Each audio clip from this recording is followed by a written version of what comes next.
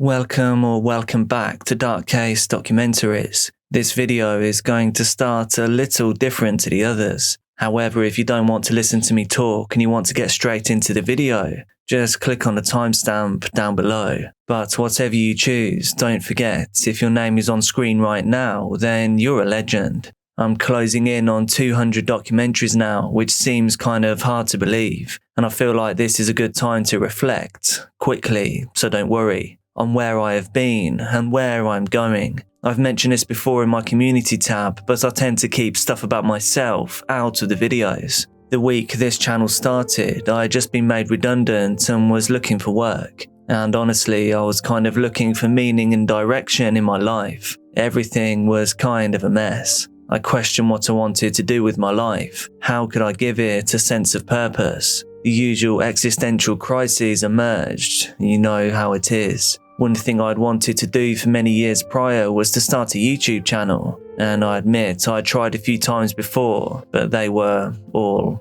awful. It was something that felt pretty unattainable to make work, but I knew I just had to try one more time. You know, and you have that gut feeling that you just have to try. So I gave myself a month to make it work. That was as long as I could afford and still be able to pay the bills.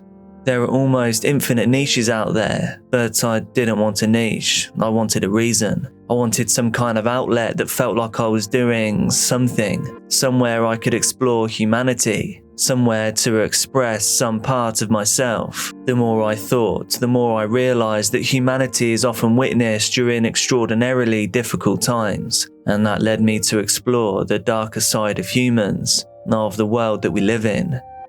I found that throughout life that people with darker interests are often some of the kindest, some of the most open and willing to be vulnerable. You probably agree with this, it probably describes you, and believe me, it isn't an insult, but I feel like we are all outcasts, and here we can all be outcasts together. We are often the people that have suffered a loss or many losses ourselves. Maybe we've had a rough ride through this bizarre experience that is life. And yet, here we all are. The fact that so many of you have been on this journey with me is really quite unbelievable. There are now over 210,000 of us in this community that we've built together here. We are the Dark Case family. However, people change. YouTube changes constantly, and so this means I'm going to be exploring some new themes and some new formats. You will see some things on this channel that you maybe haven't seen before, so I ask you to be kind and bear with me as I bring you some more true crime, disturbing stories, and other things that you may later regret.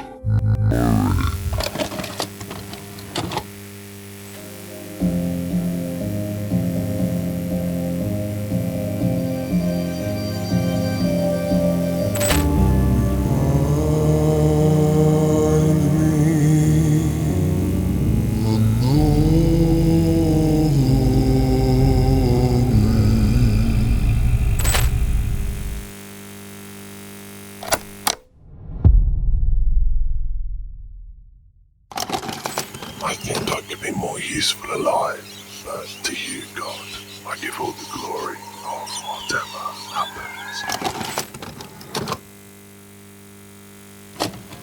The Andaman Islands, a secluded tropical archipelago in the Indian Ocean. It remained largely unknown to the world until 2018. It suddenly rose to global fame thanks to John Allen Chow. He was a 26-year-old American missionary who set foot on North Sentinel Island. This tiny piece of land is home to a tribe of hunter-gatherers who live in complete isolation. The tribe is known to outsiders as the Sentinelese, and they live a life shrouded in complete mystery. We don't know what they call themselves or what language they speak. Chances are we may never find out. Before I go on and talk about what happened after John Chow set foot on the island, I should probably clarify why he ended up there in the first place.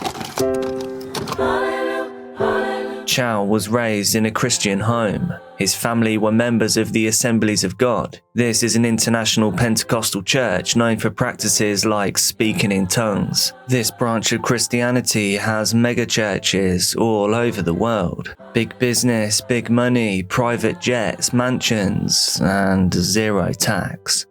One day as a small kid, Chow was rooting through his father's study when he found something tempting. It was an illustrated edition of Robinson Crusoe, the classic story of a sailor shipwrecked on a deserted island. After struggling my way to read it with early elementary school English, he later shared on a website for outdoor enthusiasts, I started reading easier, kid-friendly books. Another one of those books was The Sign of the Beaver.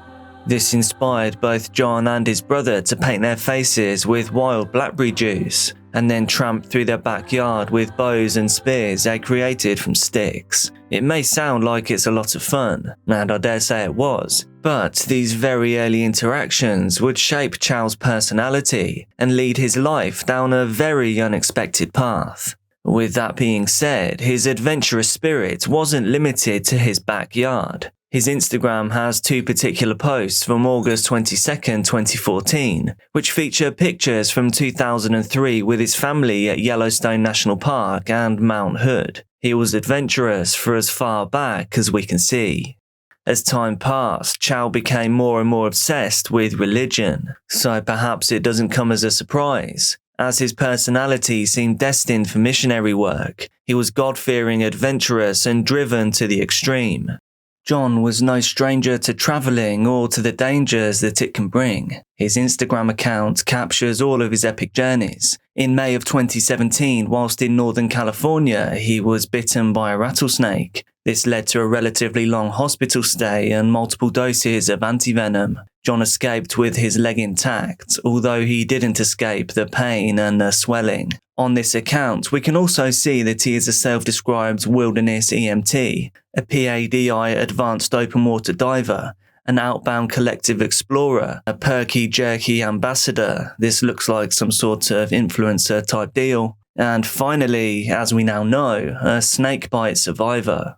On his website, John shares stories of his expeditions in his blog. However, as much as I would love to share some with you, as of the time of this video being made, all of the links to the individual posts are dead. What we do know is that he was a dedicated adventurer and a passionate Christian. It appears as though he made his travels his business. During high school, he first read about the Sentinelese on a missionary database called the Joshua Project. The website described the Sentinelese as extremely isolated, and it noted that the Indian government bans access to North Sentinel Island. The ban is for the sake of everyone involved. The indigenous people of the island need protecting from outside diseases. A simple cold could wipe them out. They were hoping that the Indian government would one day allow Christians to earn the trust of the Sentinelese people and live among them. The website also mentioned that in addition to basic medical care, the Sentinelese need to know that the Creator God exists and that He loves them and paid the price for their sins. Many people, including Christian organizations and John Chow's own father, would blame the American missionary community for what happened next. In October of 2018, John travelled on a tourist visa to Port Blair, the regional capital of the Andaman Islands, and there he stayed in what is described as a safe house. There, he made an initial contact response kit that included picture cards for communication, bandages, dental forceps for removing arrows, and gifts for the Sentinelese people such as tweezers, scissors, cord, safety pins, and fishing hooks. Hoping to lessen the risk of accidentally infecting the Sentinelese, he entered a self-imposed quarantine. For 11 days, he hid and went without direct sunlight. During this time, he prayed, he exercised, and he read The Lives of the Three Mrs. Judsons, a 19th century missionary account. Upon leaving the safe house, John wrote this in his diary: "On the island of life, into your hands, Father, into your hands. I will not lose sight of the prize and protecting and blessing you. You will direct my path. praying all my heart's plans will succeed. You, Jesus, are to be prayed. Soli Deo Gloria. On the night of November the 14th, he and some fishermen set out for North Sentinel Island. On the boat to the island, as he was travelling at night to avoid detection by authorities, John wrote about seeing bioluminescent plankton under a canopy of stars. He said he saw fish jumping in and out of the water like darting mermaids. The mission wasn't as easy as walking onto the island and speaking with its people. Instead, John and the bribed fishermen had to dodge authorities to avoid arrest. As well as this, as I said before, the Sentinelese people did not want any visitors. They had their own lives and chose isolation from the rest of the world. And honestly, I can see why. John would have to sit on a boat watching the tree lines and high ground for any signs of human life. When the time is right, he would leave the vessel and approach the shore. This is an excerpt from his diary. Currently on the boat watching to make contact. Left last night at around 18:30 and arrived at around 22:30 or so. But as we were along the eastern shore, we saw boat lights in the distance along the northern shore and turned around. We headed south along the eastern shore and circled, then went along the southern shore. The Milky Way was above and God himself was shielding us from the Coast Guard and any retaliation. At 4:30 AM we entered the cove on the western side, and as the sun began to rise, we saw the east side of the island revealed. Two of the guys jumped in the shallows and brought my 2 pelicans and kayak onto the northern point of the cove. The dead coral is sharp and I already got a slight scratch on my right leg. The pelicans he's referring to here are waterproof pelican or pelly cases. He used these to store supplies and gifts. The right moment came and John made his move. I'm sure this isn't what he envisaged. This is what he wrote in his diary at 10 AM on November the 15th. I began rowing to the house we had seen about 1.5 miles or so away, on the top of the dead coral in 4 foot of water. As I was about 400 yards out, I heard women chattering. Then I spotted 2 dugout canoes with outriggers. I rowed to the shore and saw movement on the shore. 2 armed Sentinelese came rushing out and yelled at me. They had 2 arrows each, unstrung, until I got closer. I hollered, "My name is John. I love you and Jesus loves you. Jesus Christ gave me authority to come to you here with some fish." I kept yelling at them and they began to string their arrows.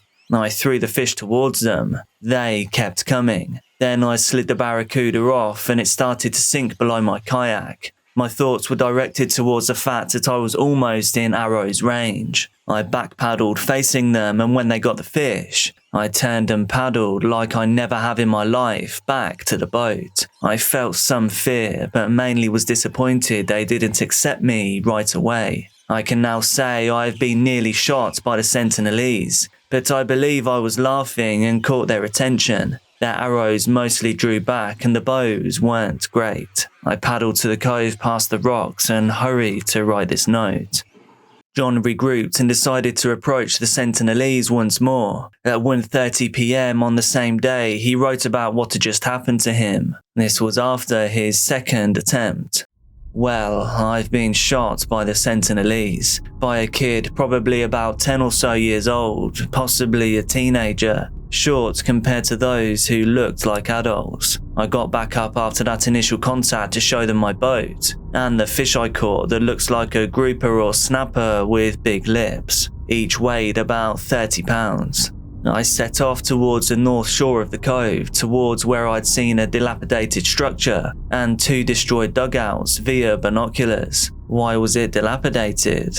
Perhaps a death. Then, seeing no one from the water, I unloaded my kayak through the shallows of the dead coral reef and I didn't see anyone. I proceeded around the cove towards a hut I'd been chased from in my initial contact. And sure enough, as I got closer, I heard women and shouts from near the hut.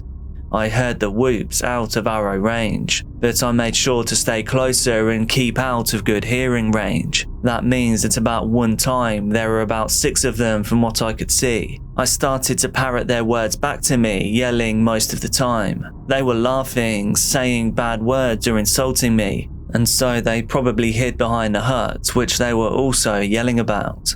They approached me and I whooped back. They kept their distance. The only one yelling at me looked fairly juvenile. I spotted one wearing a white crown of something, flowers maybe, on his head, and he also took a seemingly leadership stance. He was tallest and seemed to climb a rock to yell. I yelled some phrases and sang some worship songs and hymns, and they dropped their bows and stopped yelling. Then two of them dropped their bows and arrows and took steps towards me. I couldn't tell if they were truly unarmed or not, but I stayed out of arrow range, and I dropped off the fish and gifts.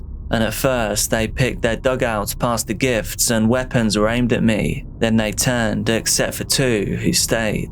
I paddled after them, saw some more gifts of pencils, and exchanged them on the shore. Paddled out after an hour. I knew this nice meet and greet wasn't going to end well. With that scared child and a young woman with a bow and arrow in the canoe behind me, I kept waving my hands to show I wasn't going to run, but they didn't seem to understand. I paddled to the boat, seeing about 3 or 4 arrows from a distance of the tree above their head. This was a friendly distance between them and the dugout. I grabbed my kayak and headed out. The islanders saw and blocked my exit. One blocked while other men with red cloth ran along the coast. They had 2 arrows each, unstrung, until I got closer and shouted my name. I stood in my kayak to show them that I too have 2 legs. I was inches from the unarmed guy. He was well built with a round face and yellowish pigment circles on his cheeks, and about 5 foot 5 inches. I gave him a bunch of the scissors and gifts as they got bunched together. So basically I gave them all of the gift type things, except for some spares in my cached gear. And then they took the kayak, and the little kid shot me with an arrow.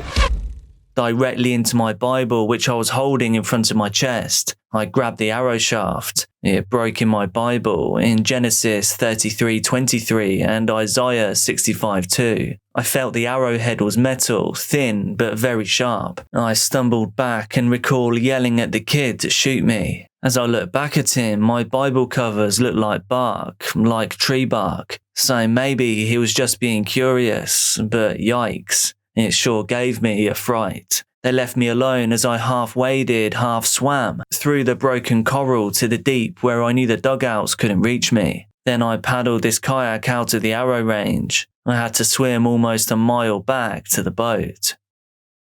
After making some notes where he was trying to decipher the language and actions of the islanders, he added this emotional paragraph. Watching the sunset, and it's beautiful, crying a bit. Wondering if it will be the last sunset I see before being in the place where the sun never sets, praising up a little. The reality of the situation suddenly seemed to drop on John. The tone of his writing changed dramatically. God, I don't want to die. Who will take my place if I do? Oh God, I miss my parents. My mom and dad and Brian and Mary, and Nora and Jeremy and JD and Jennifer and Seth and Bobby, even though he was just here, and Christian and someone I can talk to and be understood. None of the guys on the boat know much English, and I didn't know much Hindi or to ask their opinions and to tell stuff like this to. I've never felt this much grief or sorrow before. Why? Why did a little kid have to shoot me today? His high-pitched voice still lingers in my head. Father, forgive him and any of the people on this island who tried to kill me. Especially forgive them if they succeed. What makes them become this defensive and hostile? Legends passed down through millennia of their escape from a slave ship? Why does this beautiful place have to have so much death? Last night I had what I'd call a vision, as I've never had one before. My eyes were shut, but I wasn't asleep, and I saw a purple hue over a great-like city as a meteorite or star fell to it, and it was a frightening city with jagged spires, and I felt distressed. Then a different light, a whitish light filled it, and all the fright gets melted away. Lord, is this island Satan's last stronghold, where none have heard or even had a chance to hear your name? Lord, strengthen me as I need your strength and protection and guidance, and all that you give and are. Whoever comes after me to take my place, whether it's after tomorrow or another time, Please give them a double anointing and bless them mightily. The plan for tomorrow is to drop me at the cache, and then the boat will leave for the day, returning at night. I'm at peace with that plan. If it goes badly on foot, the fisherman won't have to bear witness to my death. Alternative is to either wait another time and go back to Port Blair, but without any documents, and stay in a safe house again and put it all at risk. Why are we so afraid of death? If I leave, I believe I would have failed the mission. Now that I remember it, after I got shot by that arrow and it was in my Bible, I gave it back. Man, I should have snapped it. Perfect love casts out fear. Lord Jesus, fill me with your perfect love for these people. The next morning at 6:20 a.m. he wrote, woke up after a fairly restful sleep, heading to Ireland now. I hope this isn't my last note, but if it is, to God be the glory. One thought occurred to me last night. Only young adults were seen, and kids, but no elderly. Are they separated and they must stay on the shore? Are the elderly in the jungle? I'm heading back to the hut I've been to, praying all goes well. Signed, John Chow. He wrote one more thing, a letter addressed directly to his family. This would be the final page of his diary. Brian and Mary and Mum and Dad, you guys might think I'm crazy in all this, but I think it's worth it to declare Jesus to these people. Please do not be angry at them or at God if I get killed. Rather, please live your lives in obedience to whatever He has called you to, and I'll see you again when you pass through the veil. Don't retrieve my body. This is not a pointless thing. The eternal lives of this tribe is at hand, and I can't wait to see them around the throne of God, worshipping in their own language as Revelation 7:9-10 states. I love you all, and I pray none of you love anything in this world more than Jesus Christ. Soli Deo Gloria, John Chow, 11/16/18, 6:20 a.m. On November 21st, 2018, Dipendra Pathak, the Director General of Police in the Andamans and Nicobar's, issued a press release titled, Death of US National. The Andamans and Nicobar's are typically peaceful, so this news was quite startling. Pathak wrote that his office in Port Blair had received an email 2 days earlier from the US consulate in Chennai. The consulate had been contacted by an American woman, the mother of John Allen Chow. She wanted to speak about her son's visit to the North Sentinel Island and his possible attack by the tribesmen. Upon receiving the email, the police immediately registered a missing person report and initiated a detailed search. Pathak had ordered the Coast Guard to fly over North Sentinel Island and a second group of officers to sail past in a patrol boat, but neither saw any sign of Chow. No news could be good news. However, it was statements made by 5 fishermen that changed everything. These were the men that agreed to take Chow to North Sentinel Island. They said they had dropped him off close to the shore, and when they returned a day later, they saw a dead person being buried at the shore, which from the silhouette of the body, clothing and circumstances appeared to be the body of John Allen Chow. Within hours of the search beginning, detectives reported that Chow allegedly got killed at North Sentinel Island during his misplaced adventure in the highly restricted area while trying to interact with the uncontacted people who have a history of vigorous rejection towards outsiders. Pathak arrested all 5 fishermen along with 2 more men from Port Blair, all of whom had helped Chow travel to North Sentinel Island despite knowing fully well about the illegality of the action and the hostile attitude of the Sentinelese tribesmen to outsiders. In their defense, the fishermen said that Chow volunteered to visit North Sentinel Island for preaching Christianity to the indigenous tribe. While it was true that no one forced him, is it really a great idea to willingly help someone reach right into the middle of an extremely aggressive tribe? Possibly not. Pathak labelled his press release as urgent, likely surprised by the global impact that it would have. Within a day, journalists around the world were covering the story of how a 26-year-old American missionary had been killed by a so-called Stone Age tribe on a remote island. Thousands of commentators weighed in, many agreeing that the idea of people still living semi-naked in the forest, sustained by what they could hunt with bows and spears, was enchanting. But the idea that missionaries were still venturing into the jungle to convert them was seen by most as outrageous and even potentially racist. Now, what do you think about this? Do you think that John Chow acted for a good cause, or was this purely reckless? Or maybe even worse? Stephen Corrie, director of the indigenous advocacy group Survival International, warned that entire populations of remote people are being wiped out by violence from outsiders who steal their land and resources, and by diseases like the flu and measles to which they have no resistance. He pointed out that Chow might have infected the Sentinelese even in death, and whereas we will never know, there is a high possibility that this could be true. He said that the Sentinelese have shown again and again that they want to be left alone. Overall, Chow's diary paints a picture of a young man obsessed with the idea of bringing Christianity to the Sentinelese, people who have lived without outside contact for centuries, protected by Indian law. It also reveals that John Chow did know his mission was illegal. He wrote about evading Indian authorities who patrol the waters near the island. God himself was hiding us from the Coast Guard and many patrols. He noted about the boat journey. But to his father, John was an innocent child.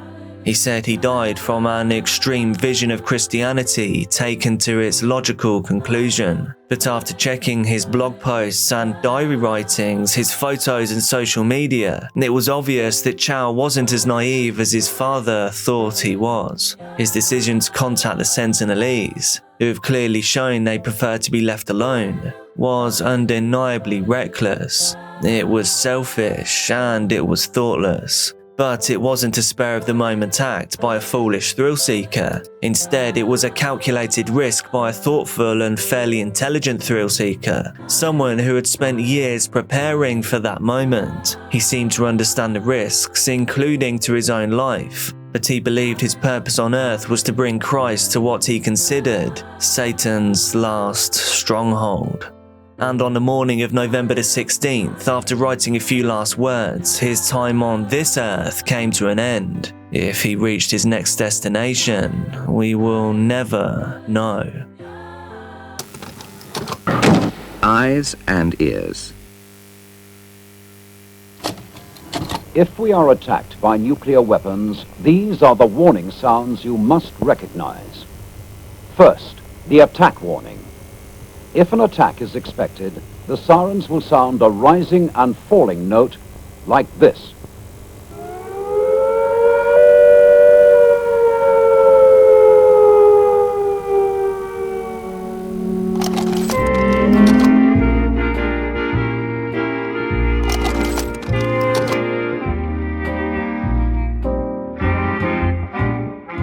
The Manhattan Project was a massive top-secret research project during World War II, and it had one specific aim: to figure out how to use the power of nuclear fission to create the world's first atomic bombs. If successful, they could unleash the most destructive force ever created by man, and all in the name of war.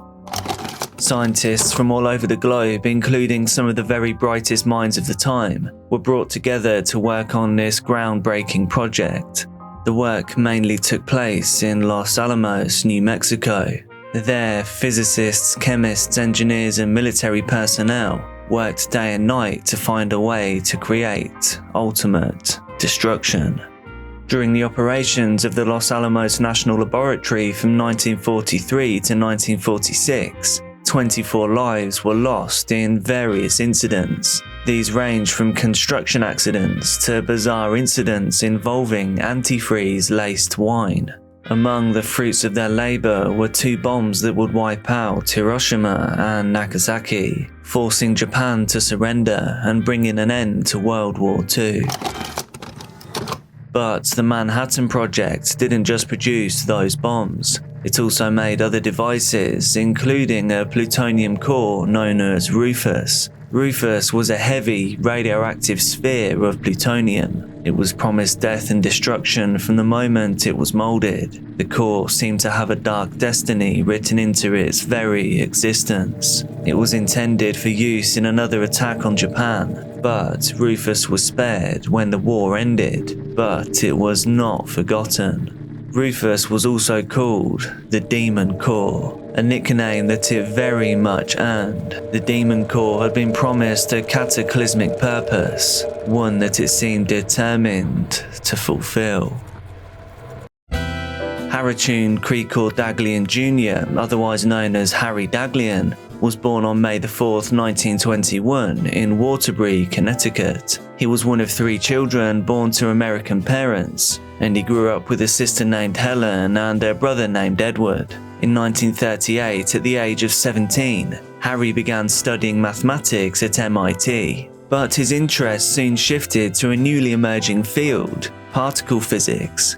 He then transferred to Purdue University in Indiana, graduated in 1942, and continued into graduate school.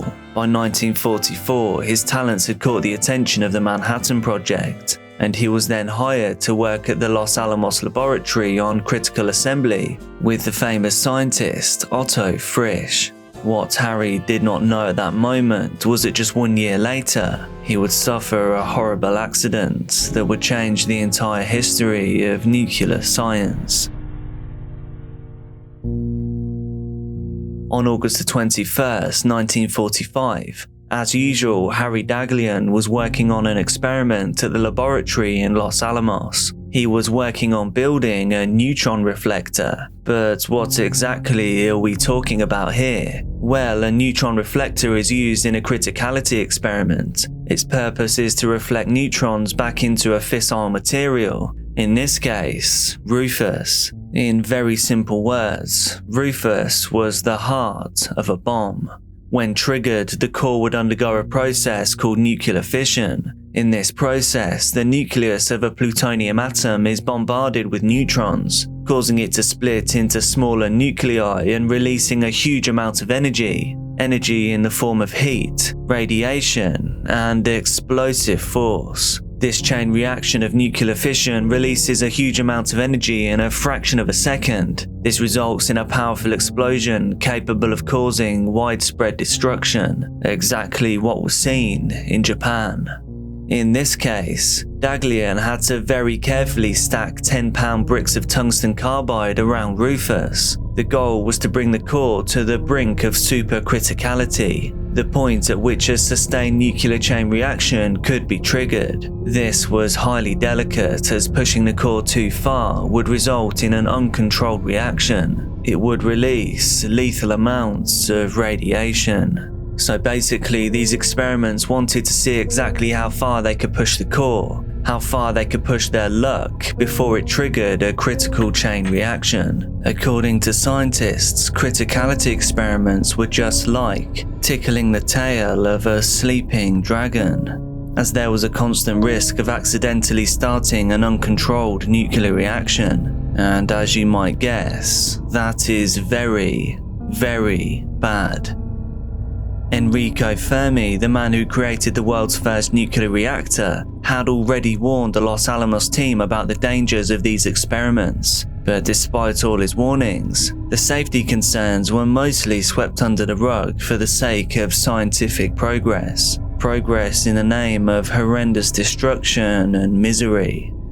That night, after having dinner, Daglian returned to the lab to finish some work alone. This was a breach of safety protocol, as there were no other scientists present, but there were 2 security guards. As Daglian was about to place the final brick, neutron monitors alerted him that adding the last brick would push the core into a supercritical state. In simpler terms, the dragon was about to wake up. In an effort to prevent the disaster, Daglian tried to pull the brick away, but in panic, he accidentally dropped the brick directly onto the core. This immediately triggered a chain reaction. The room was suddenly filled with a wave of heat and a crackle of blue light. Daglian quickly tried to knock the brick away from the core, and he then disassembled the system by hand to stop the reaction, feeling his hands tingle as he did so. As he did this, he received a massive dose of neutron radiation. At this time, it was thought to be the biggest dose of radiation ever received by a human. It was at that exact moment that he knew he was about to die. The damage was already done. He was now a dead man walking. He rushed to the hospital, but it was already too late. It started with sickness, but Daglian eventually fell into a coma. Alongside Daglian's hospital bed was friend and colleague Louis Slotin. He supported him through his final days, and he finally passed away on September the 15th, 1945, 25 agonizing days after the accident. He was just 24 years old. The security guards, having received a lower dose of radiation, survived. To the scientific community, Daglian's death served as a wake-up call. Almost immediately, a committee was formed to update safety guidelines. More measures were built, such as requiring at least 2 people to conduct experiments together, and making sure that at least 2 neutron monitors with audio alerts were used at all times. But despite all the efforts to prevent such a disaster from happening again, the Demon Corps was still hungry for more. Louis Alexander Slotin was a colleague of Daglian, and the two were also friends. He was born on December 1st, 1910 to Jewish refugees who fled Russia and settled in a neighborhood of Eastern European immigrants in Winnipeg, Canada. Slotin was a gifted child. According to his brother Sam, he was able to study extremely long hours, and he also loved to do so. At times, he would even send his brother off to play games with friends so that he could study in peace. Starting college at the University of Manitoba at just 16, Slotin outdid Daglian, who was back then a 16-year-old college freshman. He got a university gold medal for physics and chemistry and received his bachelor's degree in geology, followed by a master's degree in science. He soon earned a chemistry fellowship at King's College London. During this time, he took up amateur boxing and won a college championship, joking with his brother that all he got for his efforts was a black eye. In 1936, Slotin received his PhD in physical chemistry and became Dr. Slotin. After being rejected from a position with Canada's National Research Council, Slotin moved to the US to research nuclear chemistry at the University of Chicago. There, he built the first cyclotron in the Midwest. Despite his impressive achievements, Slotin's job did not pay well. He often had to rely on financial support from his father. This was not something he wanted to do. Eventually, Slotin's publications on radiobiology earned him an invitation to join the Manhattan Project, an exciting offer that he would later regret accepting. In 1944, he began his work at Los Alamos in New Mexico, focusing on bomb physics. It wasn't long before he found himself involved in criticality experiments, using both uranium and eventually plutonium. This brought him face to face with none other than Rufus, the Demon Corps. Slotin quickly established himself as a risk-taker, often disregarding protocol. However, his contributions to the Manhattan Project were more than significant. He founded the Core of Trinity, which was the first atomic device to be detonated. This earned him the title of Chief Armorer of the United States. After the end of World War II, Slotin began training a replacement for himself. He wanted to return to teaching and research at the University of Chicago. He felt uncomfortable with participating in projects that caused such destruction, as well as the death of his assistant and friend, Harry Daglian. All of this together likely fueled his desire to leave Los Alamos. Even his boss, Enrico Fermi, had warned Slotin about his approach to critical assemblies. "You'll be dead within a year if you keep doing that," he said. Yet despite all these concerns and setbacks, Slotin stayed at Los Alamos. His trademark cowboy boots and blue jean shorts seemed to project a Wild West attitude into a situation that should have been anything but.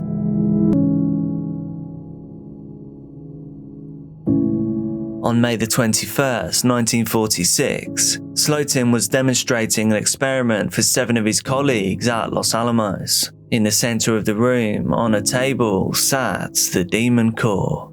The plan was to trigger the first step of a fission reaction by placing a hemisphere of beryllium onto the 14-pound core. This beryllium dome, called a tamper, worked like the tungsten carbide bricks Daglian had used. It reflected neutrons back into the core, but it was extremely crucial that the tamper never fully cover the core. This was to let some neutrons escape. Missing this step would be devastating.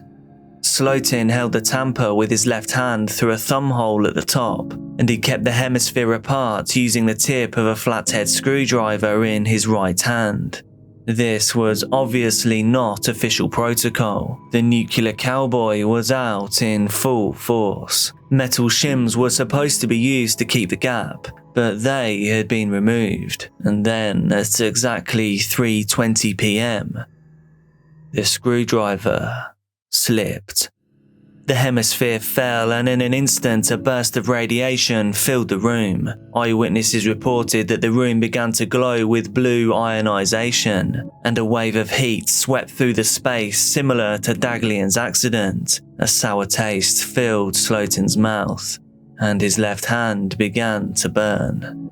Slotin, with his quick reflexes, shielded his colleagues with his body and attempted to stop the reaction. The total duration of the flash could not have been more than a few tenths of a second. Slotin reacted very quickly in flipping the tamper piece off, but it was already too late. Slotin, who had witnessed friend Harry Daglian struggle with radiation poisoning, knew exactly the gravity of what had just happened. As the blue glow left the room, his first words were, "Well, that does it."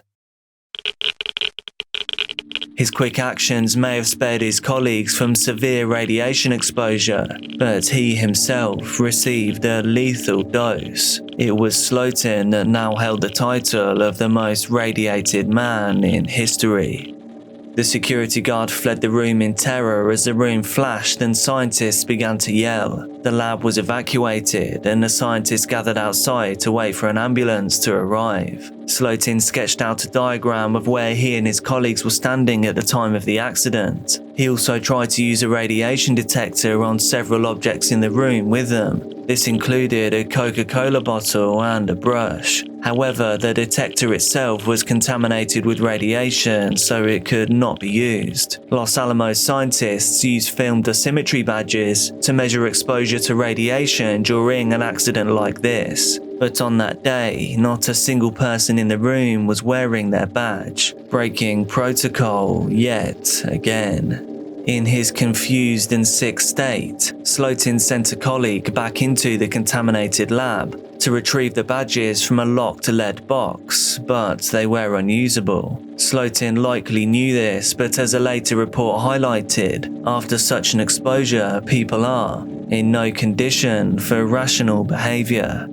On the way to the hospital, he told a colleague, "You'll be okay, but I think I'm done for." Slotin began vomiting immediately after leaving the building, and he continued to do so on his first day in hospital. Upon arrival, he told a colleague, "I'm so sorry you got into this. I'm afraid I have less than a 50% chance of living. I hope you have better than that." On the second day, his condition seemed to improve, but this was short-lived. Slotin began to suffer a steep decline. The hand that had held the core turned a waxy blue, blistered, and doctors kept it packed in ice. He suffered from severe intestinal distress, from reduced urine output, swollen hands, arrhythmia, blisters covering his arms, intestinal paralysis, and gangrene. A medical expert described the radiation throughout his body as a 3-dimensional sunburn. Slotin had essentially cooked from the inside. But despite his suffering, Slotin insisted that doctors and scientists use his condition as a case study. He repeatedly discussed his test results with doctors and nurses. General Leslie Groves, the same man who had been with Oppenheimer at the detonation of the gadget, was sent to retrieve Slotin's parents from Winnipeg. They arrived on day 4. By day 5, his white blood cell count had dropped severely. By day 7, he was confused, his lips turned blue, and he was placed in an oxygen tent. Lewis knew exactly what was happening. He then fell into a coma and took his last breath 9 days after the accident, on May the 30th, 1946, at age 35. He was buried in Winnipeg in a sealed military casket. To study the effects of the radiation sickness, scientists requested an autopsy. Although it was against their religious traditions, Slotin's dad agreed, as one article reported him saying, Lewis had been a scientist all his life, and that when it could do no harm, it would be wrong to prevent him adding to knowledge. Over 3,000 mourners attended his funeral, honouring a man who had pushed the boundaries of science, sometimes recklessly, and eventually paid the ultimate price. 4 of Slotin's colleagues were discharged by May the 25th, and the others were described to be in satisfactory condition. Alvin Graves, the observer closest to Slotin during the accident and Slotin's trainee, stayed in the hospital for several weeks with acute radiation poisoning. Although he survived, he suffered from vision and neurological problems for the rest of his life. Despite surviving the immediate aftermath, 3 of the scientists later succumbed to radiation-related illnesses. Graves passed away 20 years later at age 55 from a heart attack. The security guard who had fled the room in terror could not escape a tragic fate. After being promoted to Sergeant First Class, he died in 1950 in North Korea. Radiation-related cancers plagued many of those who worked on the Manhattan Project. Daglian's memory was honoured in May of 2000 in New London. His brother and sister made a memorial in his honour which read, "Though not in uniform, he died in service to his country."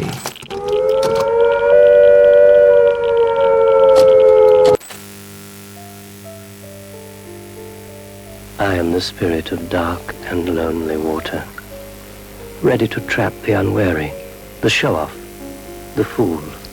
And this is the kind of place you'd expect to find me.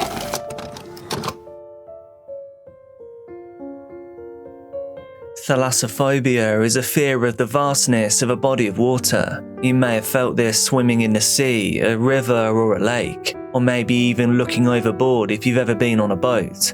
And well, I feel it watching videos like you are seeing on screen right now. It's not necessarily the water that scares me per se. It's the feeling that in that setting I would lose all of the comfort and the power I have in my normal life. I would be more helpless, more powerless than a baby bird placed in a tank with a hungry snake. Whatever the ocean wanted to do with me, I would be powerless. Even being stranded in a calm body of water, you are on a pretty short timeline before you sink down and down into the blackness. Whether you feel it or not, your time is running down to zero very quickly. Once you break the surface, a few feet down, if conscious, you would feel utter hopelessness, knowing you were never going to break the surface of that water ever again, hoping that you would fade away before the light of the surface was lost, and you would be plunged into total darkness and a biting cold that you had never experienced before, and whatever colossal monsters that lived down there would do with you as they pleased. In May of 2013, extreme storms hit an area of the Atlantic Ocean. Experiencing some of the worst conditions was an oil tanker owned by Chevron. The tanker was situated 20 miles or 32 kilometers off the coast of Nigeria in the Gulf of Guinea. The huge vessel was in need of urgent assistance. What they required was a tugboat powerful enough to stabilize and move the tanker to safer waters. The tugboat that was called upon was a vessel named Jascon 4. This vessel had a crew of 12, which included 29-year-old Harrison O'Kenney, the ship's cook. Harrison wasn't at a high point of his life, but he was getting by. He was amongst the youngest of 13 siblings, but he acted like a helpful companion for his mother. The family lived in Warri, a city in South Nigeria. To help make ends meet, his mother would sell vegetables in the local market, and Harrison as a child was right by her side, carrying the heavy load with her. He was recognized as helpful and a problem solver, something that could later save his life. On May the 26th, Harrison O'Kenney was 3 days away from going on leave. Although technically at work, his mind was focusing on going home. His day was just beginning and he was not yet dressed. Wearing only his boxer shorts, he walked to the kitchen and turned on the hot plates. He left them there to warm up, ready to cook breakfast for the crew. Exiting the kitchen and walking down the corridor, Harrison arrived at and then entered the restroom. This is a time many of us cherish in our working day. Peace and quiet and the guarantee of being left alone. But Harrison was met with unbelievable horror. Suddenly, his world literally got turned upside down. A freak wave hit the tugboat and in an instant, Harrison was crumpled on the ceiling of the restroom. The toilet bowl was now suspended directly above him. A few moments of confusion followed. These are Harrison's own words. "I was trying to open a door to get out when the toilet fell and hit me in the head." He said that he had just enough time to see that his head was now leaking red. But everything then plunged into total darkness. The lights failed almost instantly. The confusion and panic heightened as water began to fill his new upside-down reality. The cubicle began to fill up with freezing water and he was now trapped. This space could easily become his coffin. Harrison had to think quickly to determine his fate. Everywhere was dark. It didn't take long. 1 minute, 2 minutes, he said. That was all it took for the boat to plunge 100 feet before hitting the ocean floor. Discombobulated, Harrison grappled with the door, which now opened to the opposite side. This meant that the handle was almost impossible to find and even harder to operate. However, eventually in the darkness, the door finally swung open. Now moving himself into a corridor, he met 2 or 3 of his shipmates. They were panicked and desperately trying to open the hatch. His shipmates were unknowingly trying to escape the tugboat directly into the ocean, 100 feet down. However, as the others battled the hatch, Harrison made a life-altering decision. He said, "I did not have the patience to wait." The water rose further still and Harrison now pushed deeper into the belly of the ship. Attached to the second engineer's cabin was a bathroom. Harrison was swept in. The water levels were still rising around him, moving past his knees towards his waist. The sheer pressure of the water entering the vessel closed the door behind him. Due to the risk of pirates, the protocol on the ship was to keep the doors locked as you moved through the vessel. This played into Harrison's favor, he said. The air couldn't go out of the boat completely. Some had to be trapped inside. This pocket of air meant that Harrison could breathe, that he could survive 1 more minute at a time. He clung to a sink fixed to the wall. Doing this, he was able to hold his head close to the floor above him in a pocket of air. Total darkness enveloped Harrison, so his sense of sight was now useless. But his ears delivered him a story of horror and panic from his shipmates. He said that there were so many shouts, calling and crying. At least this meant that he wasn't alone, stranded on the ocean floor. Although able to breathe the trapped pocket of air, this solution was clearly temporary. If he wanted to live, he had to find his way out. Harrison O'Kenney found and pulled at the door handle, but the surrounding pressure meant the door was stuck fast. The situation could barely get any worse, yet somehow it did. The handle to his only route of escape snapped off in his hand. He said, "I told myself, instead of panicking, you have to think of a way out." and that his only hope of survival was to convince himself that against all odds he was in charge of the situation. As he took a moment of respite, regaining composure, an eerie silence fell over the tugboat. Up to this point, his shipmates had been shouting, calling, screaming from other areas of the vessel. But in his words, one after another, I couldn't hear them anymore. Harrison believed that everyone else had escaped, finding a way out. The devastating reality, though, they all succumbed to the crushing power of the ocean.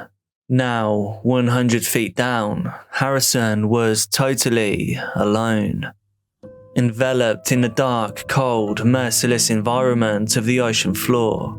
In this situation of life or death, our lone survivor's hand found a vent on the wall, and with that, a new chance at life presented itself. Breaking one piece of the vent off, he used it to pry open the handleless door. Regaining some level of freedom, he found his way into the second engineer's cabin. In the darkness, his hands felt a familiar item. Not one, but 2 life jackets were floating in front of him. Attached to these life jackets were torches. For now at least, there was some respite from the oppressive darkness. To help guide his way, he placed one torch between his teeth, and he stowed the other in its boxer shorts.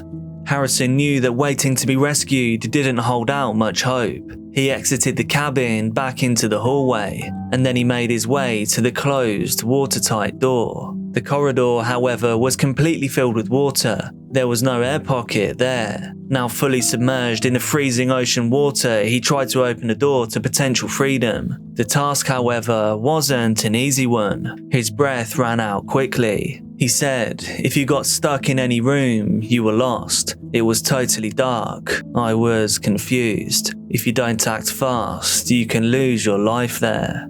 Panic set in and he quickly pulled himself back to the relative safety of the second engineer's cabin. Once more he held himself up using a sink, his head breaching the water's surface and able to breathe again. On another journey to the watertight hatch, he got lost and found himself in the mess room. There he was able to search through bags found floating in the water. Luckily he discovered a tin of sardines along with a can of cola.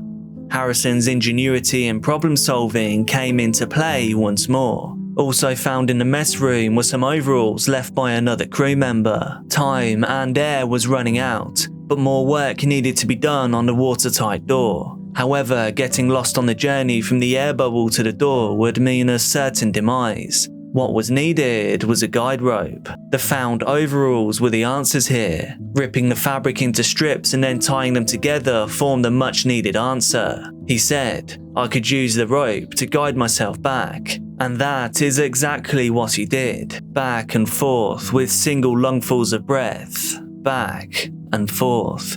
But the door was stuck fast. His chance of escape was now 0. Things were getting worse by the second. On his underwater journeys to and from the stuck door, Harrison inhaled and ingested large amounts of salt water. The quantities were big enough to cause his throat to swell and his tongue to peel.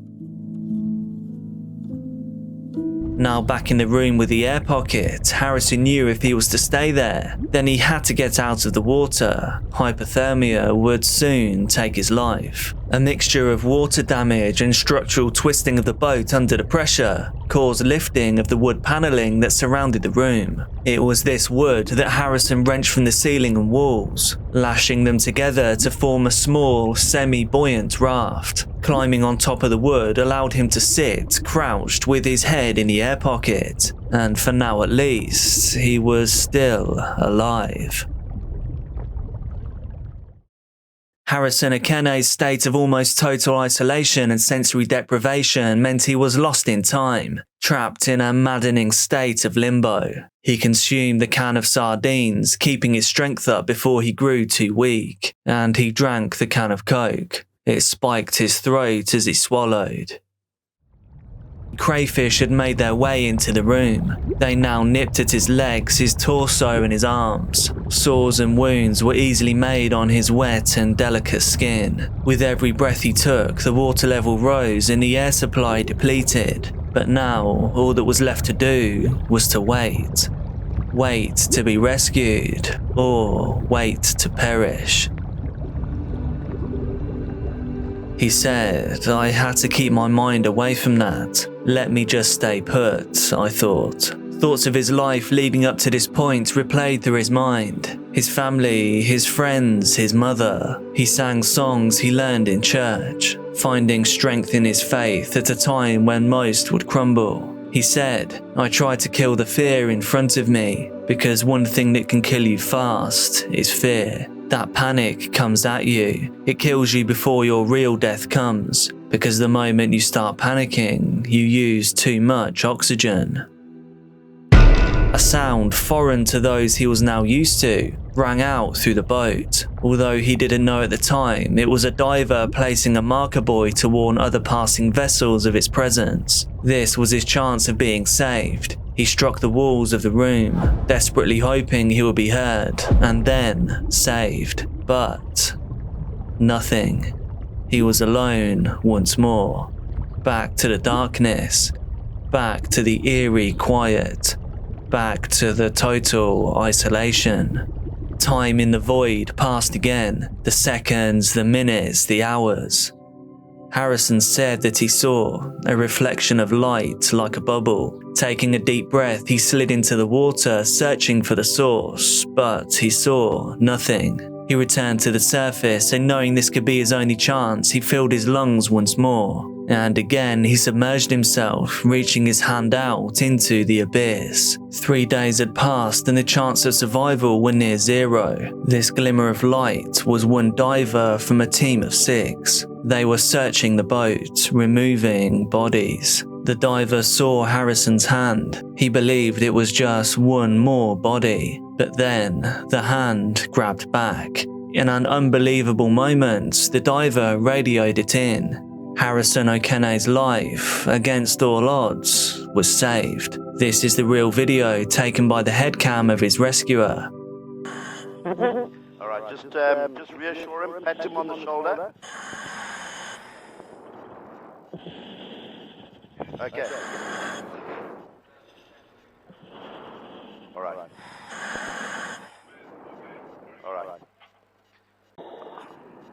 Alright, show him the harness. I'm sure he's put a harness on, you know, working at heights. He would have done something like that. Put your leg. Open it, open the front. He hasn't drunken much, eh? No, it's almost finished. Oh, he's almost finished it, okay, sorry. Alright, tell him. What's wrong with him? He says it's cold. What's cold? The water? The water's cold. Yeah, he says the water's cold. There was that overall that you... Right, let's get that hat on his head so we can reduce the CO2, please. Okay, is his umbilical on around his body like we were diving? Yeah, that's it. Okay, hold on. Alright. Okay, Harrison, you mustn't take your hat off, okay? You must just breathe nicely, yeah? Okay. Alright, let's go. You hold your umbilical and you listen to me, okay? Alright, we're going now. Put your head underwater and breathe comfortably, okay? Okay, how's that? Are you alright, Harrison? Are you comfortable?